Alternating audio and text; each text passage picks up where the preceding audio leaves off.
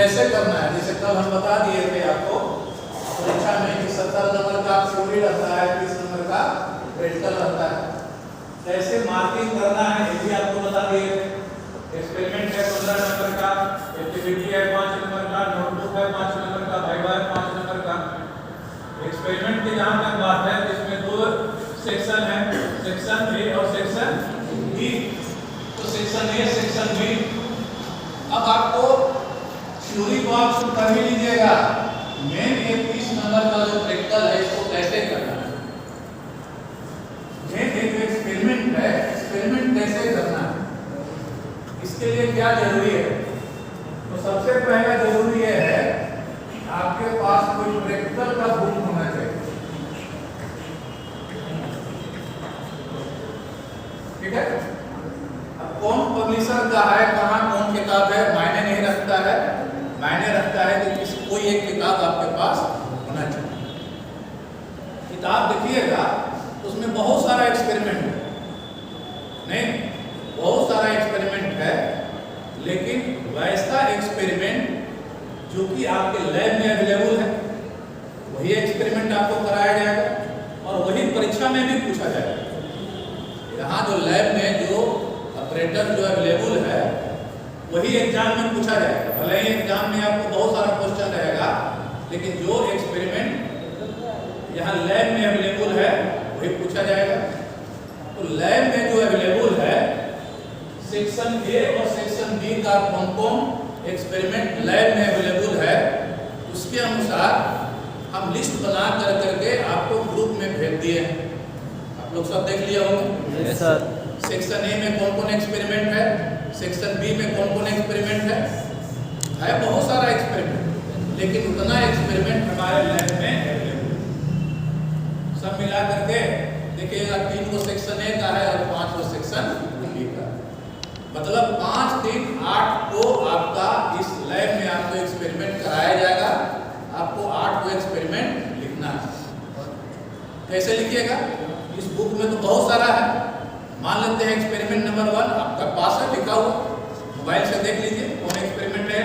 Experiment number 1 अब कोई जरूरी नहीं है कि सब कोई एक्सपेरिमेंट नंबर 1 है कीजिए। लैब के अनुसार कोई एक्सपेरिमेंट नंबर 1 भी कर रहे हैं, कोई 2 भी कर रहे हैं, 3 भी कर रहे हैं।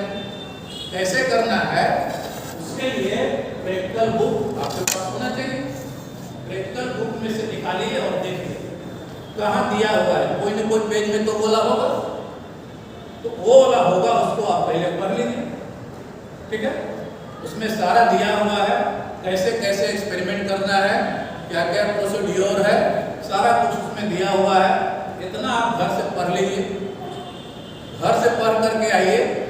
इसमें दिया हुआ है इस एक्सपेरिमेंट में कौन कौन अपरेटस जरूरी है, उस अपरेटस का नाम लिखिए, नाम लिख करके और वहाँ आप दे दीजिए। उसके अनुसार आपको सामान मिल जाएगा।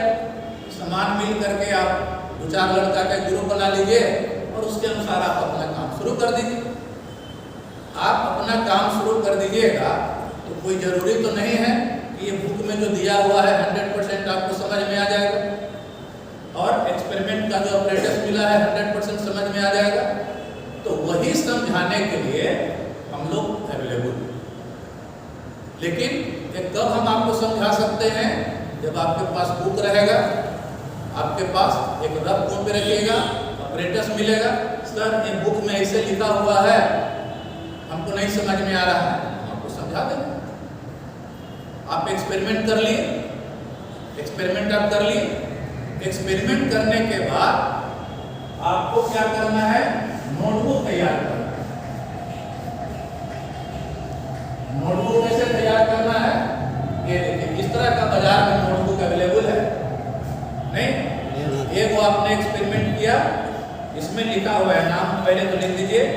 पहला पेज पर दिया हुआ है नेम ऑफ एक्सपेरिमेंट, यहाँ लिख दीजिए जो जो आप एक्सपेरिमेंट किए हैं, कौन डेट के आप किए हैं वो भी लिख दीजिए। अब आगे बढ़िए, आगे बढ़िएगा तो देखिएगा कि सादा पेज है। यहाँ इस सादा पेज में लिखा हुआ है, बुक में भी दिया हुआ है कैसे लिखना है।